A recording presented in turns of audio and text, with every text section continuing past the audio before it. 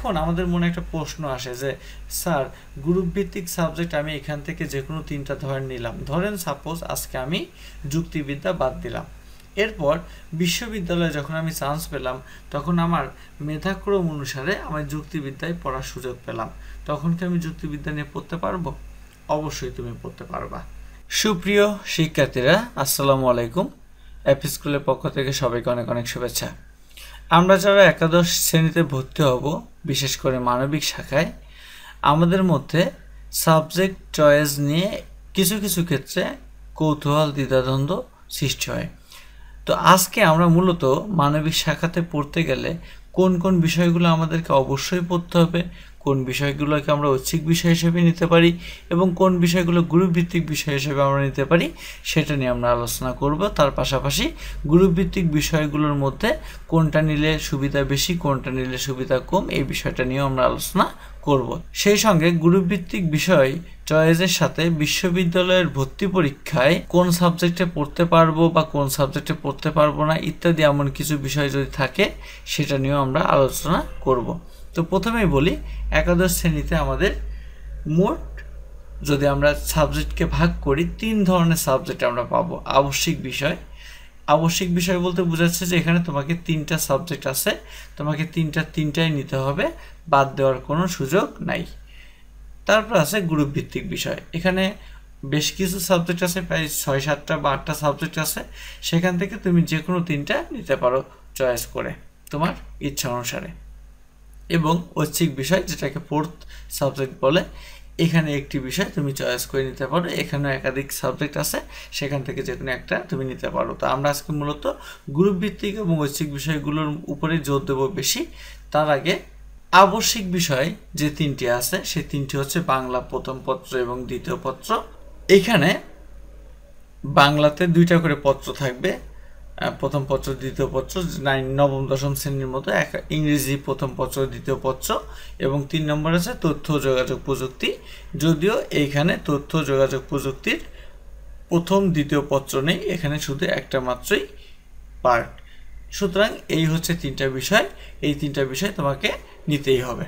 ভিডিওটি যারা দেখছো তাদের সবাইকে একটু বলছি যে তোমরা চ্যানেলটি অবশ্যই সাবস্ক্রাইব করে রেখো, কারণ পরবর্তীতে আমরা মানবিক বিভাগের আরও গুরুত্বপূর্ণ যে বিষয়গুলো আছে অথবা মানবিক বিষয়ের বিশেষ করে আইসিটি, ইংলিশ, বাংলা এই রিলেটেড টপিকগুলোর বিভিন্ন টিউটোরিয়াল বা ক্লাস কিন্তু আমরা এখানে আপলোড করব। এরপরে আসো গ্রুপ ভিত্তিক বিষয়। গ্রুপ ভিত্তিক বিষয়ে অনেকগুলো সাবজেক্ট আছে, আমরা আলোচনা করার চেষ্টা করব কোন সাবজেক্টগুলো আমরা নিতে পারি বা কোন সাবজেক্টের সুবিধা কি অসুবিধা কি, তারপর তুমি তোমার সিদ্ধান্ত তুমি তোমার মতো করে নিবা। 1 নম্বরে আছে ভূগোল। ভূগোলে প্রথম পত্র দ্বিতীয় পত্র আছে। আমি ব্যক্তিগতভাবে স্টুডেন্টদের সাজেস্ট করব যে তোমরা ভূগোল সাবজেক্টটা নিতে পারো, কেননা ভূগোলে প্রথম পত্র এবং দ্বিতীয় পত্রে 25-25-50 মার্কের প্র্যাকটিক্যাল নাম্বার আছে। এই প্র্যাকটিক্যাল নাম্বারের কারণে ভূগোলে রেজাল্ট ভালো করাটা অনেক সহজ। তার আগেই বলে রাখি, বাংলাদেশের অনেক কলেজেই কিন্তু এখানে যে সাবজেক্টের নামগুলো তোমরা দেখতে পাচ্ছ এই সব সাবজেক্ট নাও থাকতে পারে। সেই ক্ষেত্রে আমি সবগুলো সাবজেক্ট সম্পর্কে আলোচনা করে দিচ্ছি। তুমি যে কলেজে ভর্তি হবা সেই কলেজে মোটামুটি তোমার মতো করে তুমি একটা সাবজেক্ট চয়েস লিস্ট তৈরি করে নিও। গ্রুপ ভিত্তিক বিষয়ের ক্ষেত্রে তুমি সেইভাবে সাবজেক্টটা নিয়ে নিবা।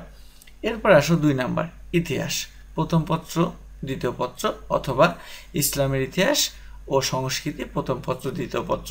এখানে অথবা লেখার কারণটা হচ্ছে তুমি হয় ইতিহাস নিতে পারবা, নয়তো ইসলামের ইতিহাস ও সংস্কৃতি নিতে পারবা, 2টা নিতে পারবা না, যে কোনো একটা তোমাকে নেওয়া লাগবে। তো শিক্ষার্থীরা এই ক্ষেত্রে ইতিহাসের কথা যদি বলো যে ইতিহাসের মধ্যে মূলত আছে কি, ইতিহাসে আমাদের প্রশ্নটা যদি একটু বলি, এখানে কোনো প্র্যাকটিক্যাল নাম্বার নাই, 70 মার্কের সিকিউ এবং 30 মার্কের এমসিকিউ। ইসলামের ইতিহাসের ক্ষেত্রেও একই, কিন্তু ইতিহাসের মধ্যে মূলত আলোচনা করা আছে বাংলাদেশের মুঘল শাসন যদি বলো, বাংলাদেশের মুক্তিযুদ্ধ যদি বলো, এছাড়াও প্রথম বিশ্বযুদ্ধ, দ্বিতীয় বিশ্বযুদ্ধ ইত্যাদি বিষয়গুলো নিয়ে আলোচনা করা আছে। ইসলামের ইতিহাস ও সংস্কৃতি, এখানে ইসলাম রিলেটেড অর্থাৎ ইসলামের যে ইতিহাসটা সেই ইতিহাস নিয়ে এখানে মূলত আলোচনা করা আছে এবং ইসলাম ধর্ম প্রচারের ক্ষেত্রে কারা অগ্রণী ভূমিকা পালন করেছে, কারা তখন বিরোধিতা করেছিল, সাল কত ছিল ইত্যাদি বিষয়গুলো এখানে আলোচনা করা আছে। সুতরাং যদি কেউ ইসলামের ইতিহাস সম্পর্কে খুব ভালো জেনে থাকো, কারোর আইডিয়া যদি খুব ভালো থাকে, তাহলে তুমি এই সাবজেক্টটা নিতে পারো, অন্যথায় তুমি ইতিহাস নিতে পারো। সেই ক্ষেত্রে ইতিহাস একটা সুবিধা হচ্ছে এটাই যে তোমার পরীক্ষায় অনেক ক্ষেত্রে উদ্দীপক থেকে প্রশ্ন যায় আসুক না কেন, কিছু কিছু ক্ষেত্রে তুমি বানিয়ে লিখতে পারবা, যেটা ইসলামের ইতিহাস বা সংস্কৃতিতে এই সুযোগটা পাবা না, কারণ এখানে বানায় লেখার সুযোগ খুব একটা পাবা না। ওকে, 3 নম্বরে পৌরনীতি ও সুশাসন, এই সাবজেক্টটাকে তোমরা নিতে পারো, কেননা এই সাবজেক্টটা তুলনামূলক সহজ এবং এখান থেকে নাম্বার তোলা সহজ। তবে এখানে কোনো প্র্যাকটিক্যাল নাম্বার নাই, 70 মার্কের সিকিউ, 30 মার্কের এমসিকিউ। ওকে, 4 নম্বরে আসো যুক্তিবিদ্যা, প্রথম পত্র দ্বিতীয় পত্র। যুক্তিবিদ্যার ক্ষেত্রে আমি বলবো যে সমস্ত শিক্ষার্থীরা লজিক দিয়ে ভালো কথা বলতে পারো, যাদের আসলে যুক্তিবিদ্যার ব্যাপারটা কেমন, আমি যদি একটু ফানি উদাহরণ দিয়ে বলি, যেমন ধরো যদি আমি একটু বলি যে মানুষ ছাগল খায়, ছাগল ঘাস খায়, সুতরাং মানুষ ঘাস খায়।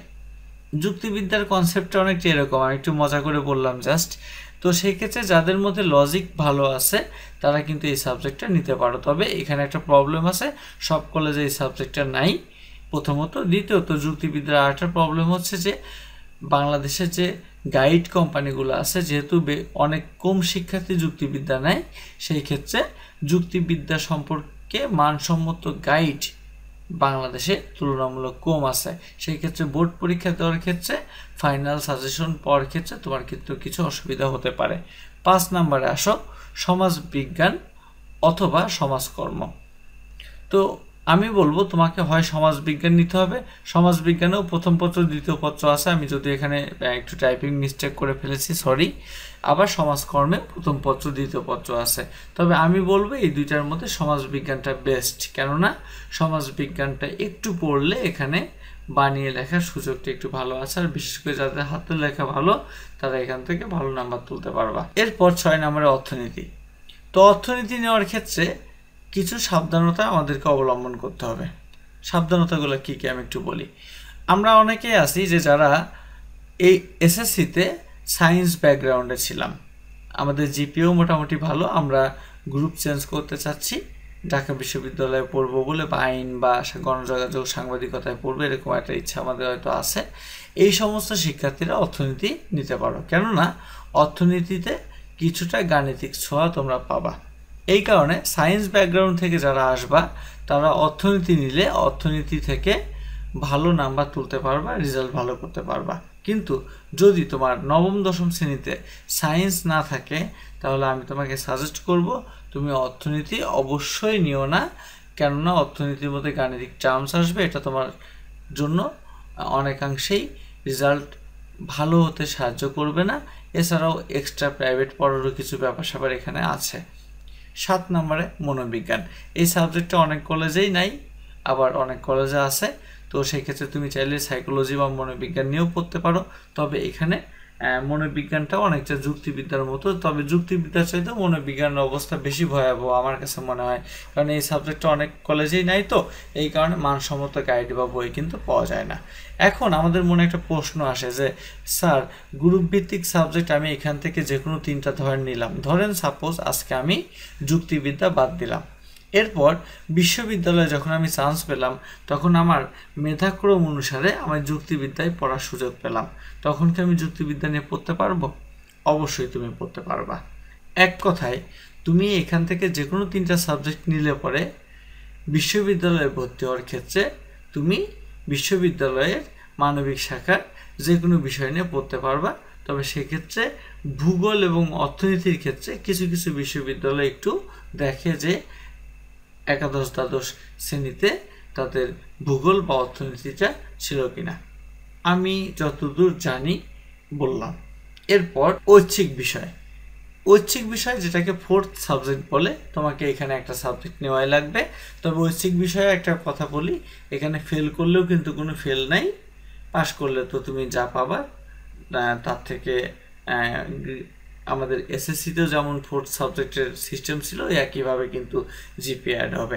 তো আমি ঐচ্ছিক বিষয় চয়েসের ক্ষেত্রে সমস্ত শিক্ষার্থীকে জোর গলায় বলবো, তোমরা তোমাদের কলেজ থেকে হয় কৃষি শিক্ষা নিবা নয়তো গার্হস্থ্য অর্থনীতি নিবা। কেন নিবা? তার কারণ হচ্ছে কৃষি এবং গার্হস্থ্যতে প্র্যাকটিক্যাল নাম্বার আছে, এখানে সহজেই প্র্যাকটিক্যাল নাম্বার পাওয়া যায়, অনেক বেশি নাম্বার পাওয়া যায়। তো এছাড়াও কৃষি এবং গার্হস্থ্য অর্থনীতি এই দুইটা সাবজেক্টই অনেক সহজ তুলনামূলক। সেই ক্ষেত্রে তোমার কলেজে দুইটা থাকলে তুমি দুইটার মধ্যে যে কোনো একটা নিতে পারো, অথবা তুমি চাইলে কৃষি থাকলে কৃষি নিবা, গার্হস্থ্য থাকলে গার্হস্থ্য নিবা, কোনো অসুবিধা নেই। তবে আমার কাছে মনে হয় যে ঐচ্ছিক বিষয় হিসেবে এই দুইটা সাবজেক্ট সবচেয়ে বেস্ট। এরপরে 3 নম্বরে আমি ইসলাম শিক্ষাকেও রেখেছি, তুমি এটাকেও রাখতে পারো। তবে অনেক কলেজে ইসলাম শিক্ষা 4th সাবজেক্ট হিসেবে নাই, এটা একটা ব্যাপার। হ্যাঁ, আর ইসলাম শিক্ষার একটা অসুবিধা আছে, অসুবিধাটা হচ্ছে যে এখানে কিন্তু কোনো প্র্যাকটিক্যাল মার্কস নাই, এটা একটু মনে রাখবা। এরপর 4 নম্বরে আসে পরিসংখ্যান, 5 নম্বরে উচ্চতর গণিত। সবাইকে আমি রিকোয়েস্ট করব, তোমার কলেজের স্যার তোমাকে যতই ভালো বোঝাক যে পরিসংখ্যান সহজ, গণিত সহজ, তুমি এটা নাও, তুমি কখনোই এই দুইটা সাবজেক্ট নেবা না। এই দুইটা তো প্র্যাকটিক্যাল আছে, প্র্যাকটিক্যাল মার্কস আছে যদিও, কিন্তু কখনো এই দুইটা নেবা না। কেননা পরিসংখ্যান এবং উচ্চতর গণিত এই দুইটা সাবজেক্ট তুমি যদি নাও তোমাকে আলাদা করে প্রাইভেট পড়তে হবে প্রথমত। উচ্চতর গণিত তো মূলত সায়েন্সের সাবজেক্ট, সায়েন্সের ছেলেপেলেরাই নিতে ভয় পায়। আর পরিসংখ্যানের কথা যদি বলো, পরিসংখ্যানের ক্ষেত্রে আমি বলবো যে এটা নিয়ে পড়তে গেলে তোমাকে এর পিছনে অনেক পরিশ্রম করা লাগবে, রেজাল্ট ভালো করাটাও তোমার জন্য কঠিন হয়ে যাবে। এর বাইরে ভূগোল, ইতিহাস, পৌরনীতি, যুক্তিবিদ্যা, সমাজবিজ্ঞান যে সাবজেক্টগুলো গ্রুপভিত্তিক সাবজেক্টের মধ্যে ছিল। এখন তুমি গ্রুপভিত্তিক সাবজেক্টের মধ্যে সাপোজ ধরো পৌরনীতি ও সুশাসনটা নেও নাই বা যুক্তিবিদ্যা নেও নাই, সেই ক্ষেত্রে তুমি চাইলে কৃষি বা গার্হস্থ্যর বাইরে বা ইসলাম শিক্ষার বাইরে তুমি যুক্তিবিদ্যাটাকেও নিতে পারো। তবে আমি অবশ্যই বলবো তুমি কৃষি বা গার্হস্থ্যটাই নিও। এখানে কিন্তু আরও সাবজেক্টও আছে, অর্থনীতি আছে, পরিসংখ্যানটা রিপিট হয়ে গেছে, সরি, ভূগোল আছে, ইতিহাস আছে, এগুলো তুমি নিতে পারো। এখানে সর্বমোট আমাদের একাদশ দ্বাদশ শ্রেণীতে 13টি বিষয়ে পরীক্ষা দেওয়া লাগবে। এখন প্রশ্ন আসতে 13টি বিষয় কেন? আইসিটিতে 1 পার্ট, আবশ্যিক বিষয় মোট 3টার মধ্যে বাংলা ইংরেজিতে 2 পার্ট করে, আইসিটিতে 1 পার্ট, মোট 5টা পরীক্ষা তোমাকে দেওয়া লাগবে। গ্রুপ ভিত্তিক সাবজেক্ট তুমি 3টা নিবা, তোমার এখানে 3 দুগুণী 6টা পরীক্ষা দেওয়া লাগবে। এবং ঐচ্ছিক বিষয় থেকে তুমি একটা সাবজেক্ট নিবা, এখানে তোমাকে ফার্স্ট পার্ট সেকেন্ড পার্টে 2টা পরীক্ষা দেওয়া লাগবে। এই কারণে মোট তোমার 13টি সাবজেক্টে পরীক্ষা দেওয়া লাগবে। এটাই ছিল মানবিক বিষয়ের সাবজেক্ট চয়েস লিস্টের ক্ষেত্রে আজকের ভিডিওটি। সে পর্যন্ত সবাই ভালো থেকো, ধন্যবাদ সবাইকে।